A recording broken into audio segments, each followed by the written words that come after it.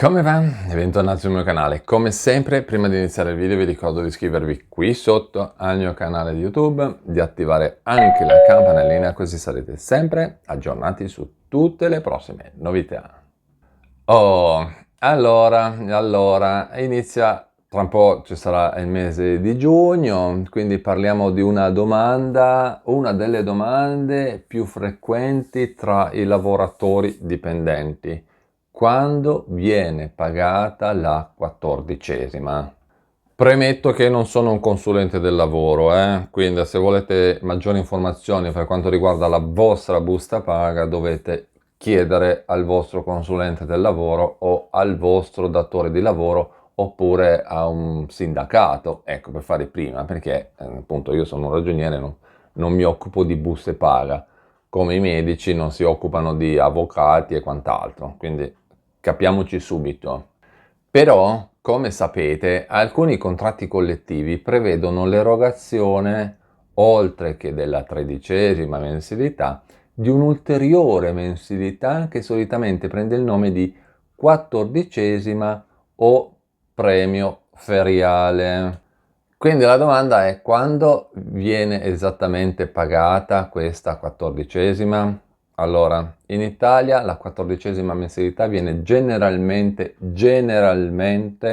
pagata nel mese di luglio, anche se le date esatte, possono variare a seconda del contratto collettivo nazionale di lavoro o del contratto aziendale.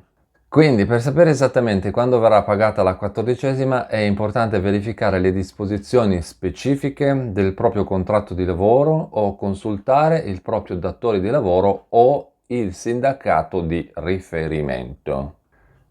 In ogni caso, comunque, la 14ª rappresenta un'importante fonte di sostegno economico per molti lavoratori e le loro famiglie ed è sempre una buona idea informarsi bene sulle tempistiche e le modalità di pagamento.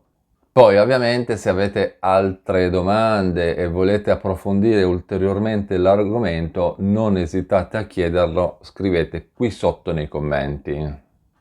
L'altro argomento di oggi riguarda il modello 730. Parliamo un pochino del modello 730 precompilato e non precompilato. Il modello 730 precompilato deve essere presentato entro il 30 di settembre direttamente tramite i servizi telematici dell'Agenzia delle Entrate oppure al proprio sostituto d'imposta. Può essere l'INPS, può essere, che cavolo ne so, il datore di lavoro, proprio sostituto d'imposta, sempre che costui abbia comunicato entro il mese di gennaio di prestare assistenza fiscale.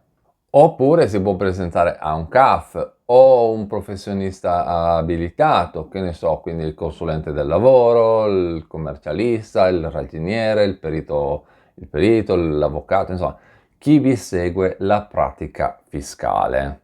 Chi lo presenta direttamente all'Agenzia delle Entrate deve indicare i dati del sostituto d'imposta che farà il conguaglio. È comunque possibile presentare il modello 730 precompilato senza indicazione del sostituto, anche se nel corso di quest'anno si ha un sostituto d'imposta tenuto a effettuare il conguaglio.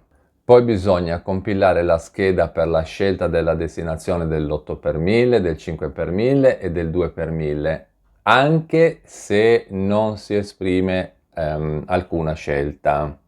E poi terzo, verificare con attenzione i dati presenti nel 730 precompilato che siano corretti e completi. E qui c'è da fare un piccolo appunto, qui vi devo fare un piccolo appunto. Se alcuni dati del 730, attenzione, attenzione perché qua moltissime persone ci cascano con tutte le scarpe, ve lo dico perché succede, ok? Se alcuni dati del 730 non sono completi, non sono corretti, vi sembrano sbagliati, c'è qualcosa che non quadra, bisogna fare le dovute modifiche o integrazioni, ma solo perché il contribuente può anche eventualmente aggiungere delle spese detraibili o deducibili che eventualmente non sono state indicate nella dichiarazione precompilata. Attenzione, perché capita spessissimo, ma veramente spessissimo, che all'interno del 730 precompilato mancano dei pezzi, o i pezzi che sono stati aggiunti e che voi magari non eravate al corrente sono indicati in maniera totalmente assurda. Ed è qui che vi dico sempre, rivolgetevi al vostro consulente fiscale, almeno lui sa esattamente come muoversi all'interno della dichiarazione, e evitate veramente di commettere degli errori che poi dopo, quando l'agenzia delle entrate vi scrive, vi chiede interessi, sanzioni, sanzioni sugli interessi, interessi sugli interessi, interessi sulle sanzioni, sanzioni sugli interessi, insomma un casino allucinante. Quindi evitate completamente, secondo me, rivolgetevi a un professionista e vi risolvete tutti i problemi.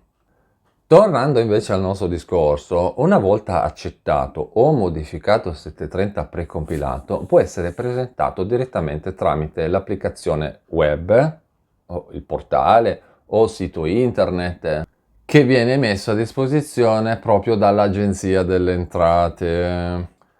Poi, in alternativa, il 730 precompilato può essere presentato al proprio datore di lavoro o ente pensionistico, a un CAF che si occupa appunto di compilazione delle dichiarazioni dei redditi, oppure, come vi ho detto, a un professionista abilitato.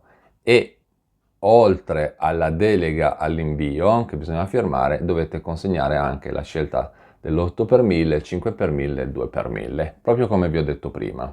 Ora vediamo il 730 ordinario, quello non precompilato. Quindi il 730 ordinario può essere presentato al proprio sostituto d'imposta che presta l'assistenza fiscale, e quindi in questo caso però il modello del 730 va consegnato già compilato, quindi potete mettervi lì, compilarvelo e poi consegnarlo al sostituto d'imposta, oppure a un CAF o a un professionista abilitato.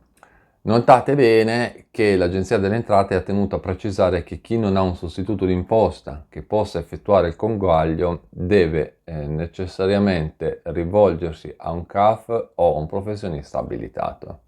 Poi, come sempre, volevo parlarvi di un altro argomento, ma siamo arrivati già quasi a più di 7 minuti di video, quindi credo che questo argomento lo sposterò all'interno del prossimo video. Quindi volevo parlarvi di un bonus da 800 a 50 euro per alcune categorie di persone, però lo sposterò all'interno del video. E poi, prima di concludere il video, vi ricordo di abbonarvi al mio canale di YouTube. Trovate maggiori informazioni qui sotto in descrizione del video, quindi abbonatevi perché avete tantissimi vantaggi con l'abbonamento di YouTube. Primo,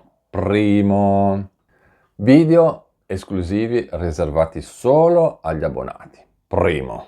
Secondo, commenti più veloci sotto i video e all'interno delle dirette live, perché io i commenti degli abbonati li vedo subito, perché ovviamente YouTube me li presenta prima di tutti gli altri.